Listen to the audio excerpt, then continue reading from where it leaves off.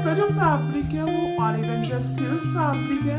Colour आप देख सकते हो बेज कलर है एंड उसके ऊपर ऑरेंज एंड पिंक कलर से फ्लावर्स का प्रिंट किया हुआ है।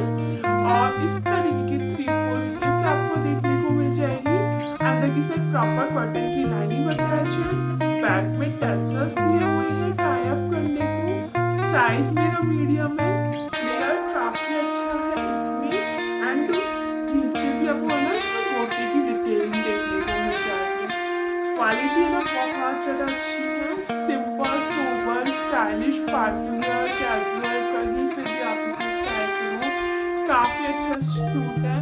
कभी भी आउटडेटेड नहीं होते, हमेशा काफी ज्यादा अच्छे लगते हैं एंड स्टाइलिश लगते हैं।